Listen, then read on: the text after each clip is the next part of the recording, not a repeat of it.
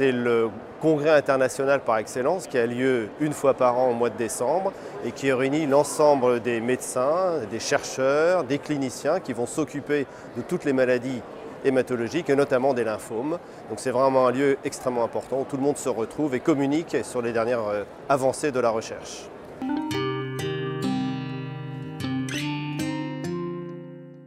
Dans les lymphomes du manteau, il y a deux choses essentiellement. La première étude, qui est une étude française et qui a donc été présentée par le professeur Stéphane Le Gouil du CHU de Nantes, sur une stratégie de traitement qui comporte une approche avec une combinaison de chimiothérapie avec un anticorps, qui est le rituximab, suivi d'une autogreffe. Et la question posée, c'était est-ce que c'est intéressant de poursuivre le rituximab après l'autogreffe? Et la réponse est clairement oui.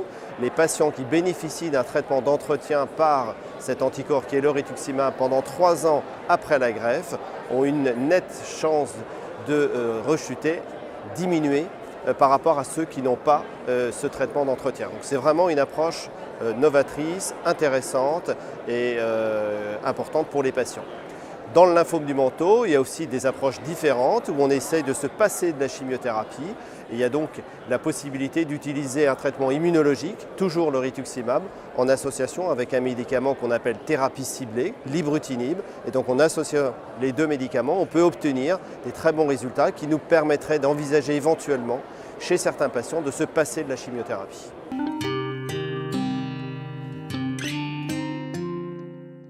L'étude vraiment la plus importante et que tout le monde attendait dans les lymphomes folliculaires, c'est de challenger un anticorps classique qui est le rituximab contre un autre, disons plus moderne, qui s'appelle l'obinutuzumab ou le GA101. Et l'étude a comparé finalement la combinaison de ces deux anticorps avec la chimiothérapie dite classique de type CHOP dans les lymphomes folliculaires, avec ensuite un entretien par l'anticorps pendant une période de 2 ans. Et manifestement, c'est une grosse étude qui s'appelle l'étude de Gallium, qui a porté sur un nombre très important de patients, plus de 1000 patients, et qui a montré qu'il y avait une différence significative en faveur de l'association de la chimiothérapie avec le nouvel anticorps, l'obinutuzumab.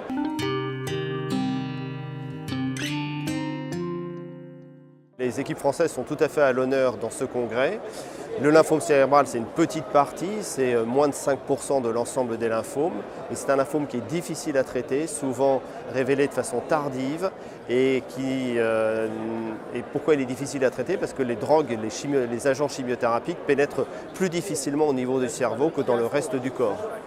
Et donc là, il y a deux études qui sont à l'honneur et présentées par les équipes françaises. La première, c'est concernant l'utilisation d'un nouveau médicament qui est une thérapie ciblée dans le lymphome cérébral en monothérapie et qui montre chez un certain nombre de patients qu'il y a des réponses très intéressantes avec les fondes des tumeurs au niveau cérébral.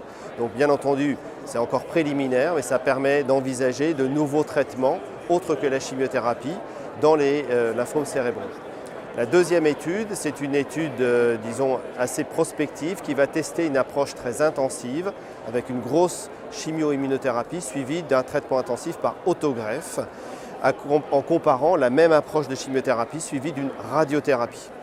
Et donc, même s'il est encore un peu trop tôt pour conclure sur cette étude, ça montre que chez un pourcentage non négligeable de patients qui ont bien répondu à cette première phase de chimio-immunothérapie, le fait de réaliser une autogreffe donne des résultats très intéressants, notamment avec une nette diminution de la rechute et permet aussi d'éviter les séquelles de la radiothérapie qui, sur le cerveau, ne sont pas négligeables.